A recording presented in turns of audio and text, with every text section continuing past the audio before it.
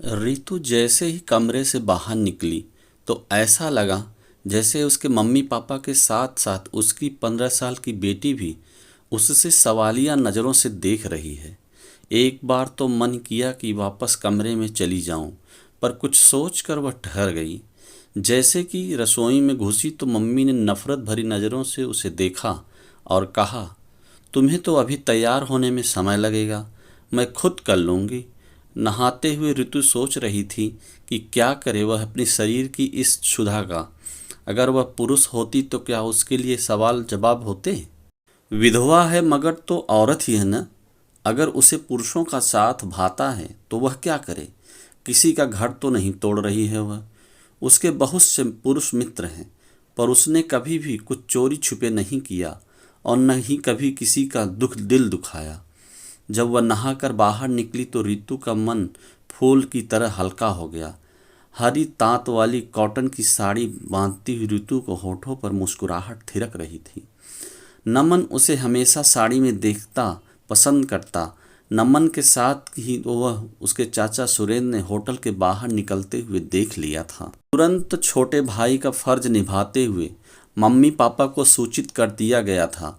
खीस निपोड़ते हुए सुरेंद्र ने राजू के पापा विपुल से कहा, भैया अपनी बेटी ऐसा करे अच्छा नहीं लगता।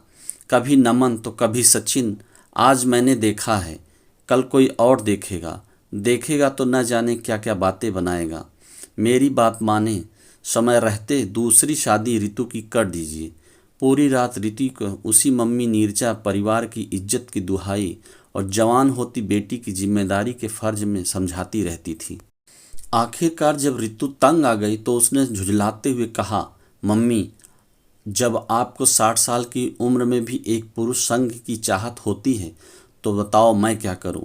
आप एक औरत होकर भली भांति समझती होंगी मैं क्या कहना चाहती हूं। कल रात का वाकया याद करते हुए नीरज सोच रही थी कि रितु के कारण वह विपुल को अपना घर छोड़कर यहाँ रह रहे हैं, ताकि रितु और उसकी बेटी मीरा को अकेलापन न लगे। और यह नाक कटवाने पर तुली हुई है।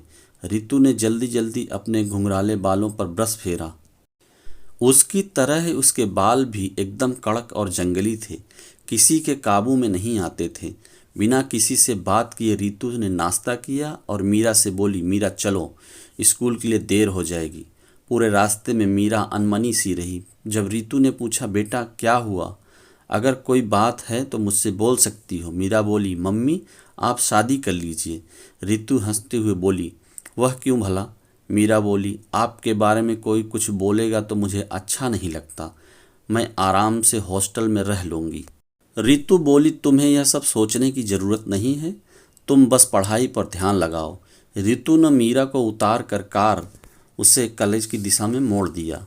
रितु एक 35 वर्षीय खूबसूरत विधवा है। महिला इसलिए नहीं है क्योंकि हमारे समाज में अगर कोई महिला विधवा या तलाकशुदा हो जाती है तो फिर यह महिला नहीं, विधवा या तलाकशुदा ही कहलाती है। रितु का जीवन साथी 3 साल पहले ही उसे बीच राह में छोड़कर चला गया था। जाने वाला चला गया, पर रितु को एक हाड़ मास की इंसान थी। अपनी दैहिक और मानसिक ज़रूरतों पर वह क्या करे। शाम को उसका डिनर सचिन के साथ था। सचिन से उसका मुलाकात एक फ्रेंड के घर पर हुई थी।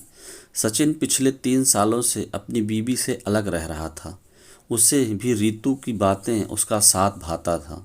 रितु और औरतों से बिल्कुल अलग थी। वह न केवल आर्थिक रूप से बल्कि अपने विचारों से भी स्वतंत्र थी। उसकी दोस्ती भी लगभग 1-2 साल हो गए थे, पर आज कभी भी रितुल ने उससे शादी या रिश्ते में दबाव नहीं बनाया था। सचिन और रितु ने जब डिनर खत्म किया तो रात के 10 बजे थे। तब रितु घर पहुंची तो मम्मी पापा के चेहरे पर तनाव तो था। उन्होंने कुछ नहीं कहा। रितु के जीवन में बहुत से मित्र थे, उनसे उस महिला और पुरुष की परिधि में कभी नहीं रखा। जब तक उसके पास बीबी का तमगा था किसी ने उसे कोई प्रश्न नहीं किया था, पर जैसे ही वह अकेली हुई उसका अपना परिवार भी उसे सवालिया निगाहों से देखने लगा था। रितु को समझ नहीं आ रहा था कि पति के न होने पर वह कैसे अपने आप को एकदम से बदल दे।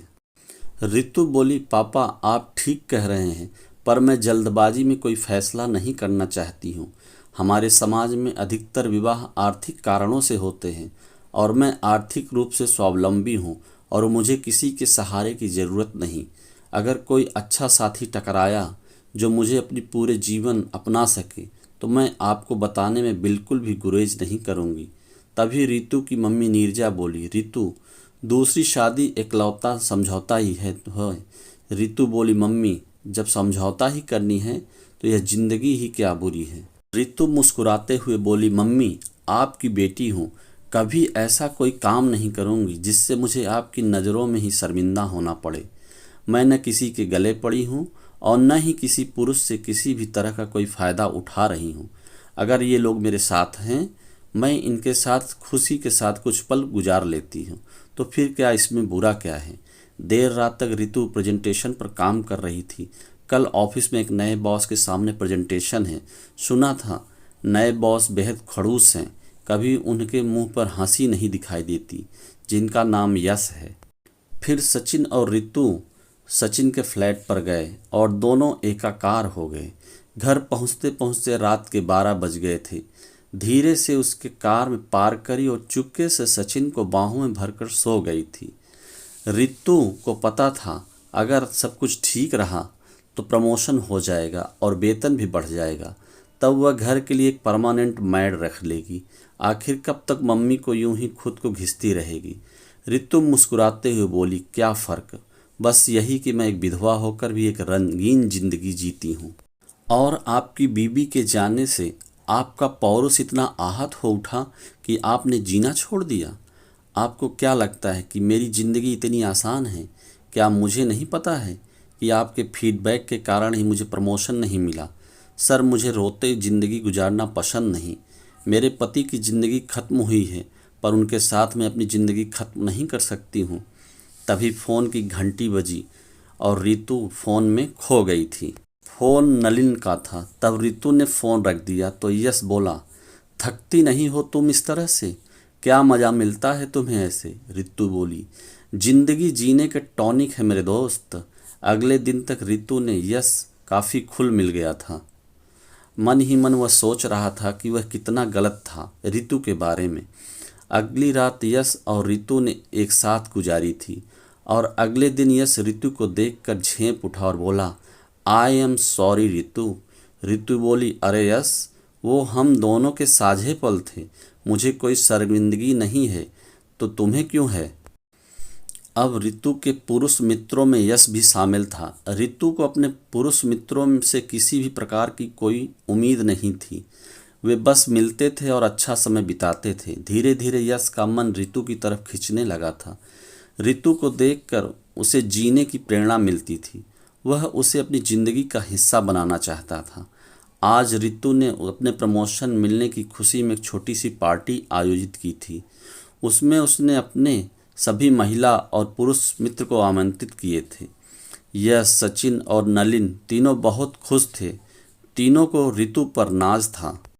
पार्टी जोर जोर से चल रही थी कि तभी यश रितु के पास आकर बोला, रितु, मेरी ज़िंदगी का हिस्सा बनोगी? रितु हंसते हुए बोली, यह क्या कह रहे हो तुम? यश बोला, सीधी बात है, तुम्हें हमसफ़र बनाना चाहता हूँ। रितु प्यार से बोली, यश, इस रिश्ते को दोस्ती तक ही सीमित रखो, किसी नाम के बांधने की कोशिश मत करो। यश आहत होकर बोला, आखिर क्यों? रितु बोली, क्योंकि मैं अभी तैयार नहीं हूँ। यश व्यंग करते हुए बोला, हाँ, रोज़ नए नए स्वाद चखने की आदत जो पड़ गई है।